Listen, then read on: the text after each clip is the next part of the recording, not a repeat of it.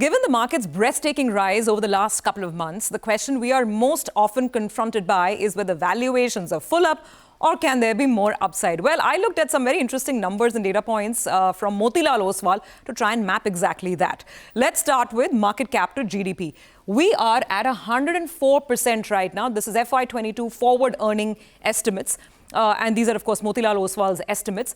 The long-term average on this number, market cap to GDP, is actually 79%. And this is an average over the last 16 years. The data has been pulled from 2006 all the way to 2021. We're in the 70s at an average, but right now 104%. When was the last time we saw the market cap to GDP rise above 100%?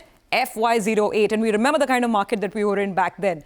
Let's move to price to earnings. Again, rich valuations, it's very evident over here. We're at 20.5 times versus the 10-year average of just under 19 times. This is price to earnings. Let's look at price to book. Once again here, we're at 3x right now, forward earnings, whereas the forward price to book, whereas the average for the last decade was 2.6 times. Now let's look at trailing earnings. And here the gap becomes even wider. 26 times already right now, trailing 12 months earnings, whereas the average over the decade has been 20.3 times. Let's boil this down to stocks. And this is a very interesting stat. Right now, a little over half or 50% of the Nifty constituents are trading above their historic average PE multiples. Here's a look at the companies that are in that pot or in that bracket. A lot of technology names here. HCL Tech at 82 times a percentage increase of premium to the 10-year average. Wipro, Infosys. So tech is really undergoing a re-rating, that we know. Divi's has been a big compounder. Asian Paints, these are stocks trading at higher than average multiples. Look at the flip side, and I found this very interesting. If you thought this whole metals rally is getting too sizzling, well, guess what? Tata Steel is still at a 60% discount to its average 10-year multiple, price to earnings multiple. Coal India, ONGC, NTPC, all of these stocks are still not at their mean.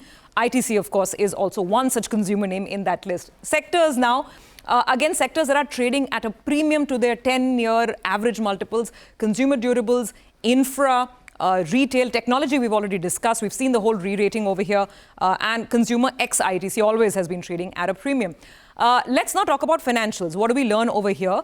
It's not unexpected. Private sector banks at 2.8 times. This is forward price to book versus 2.4 times, which is the last decade average.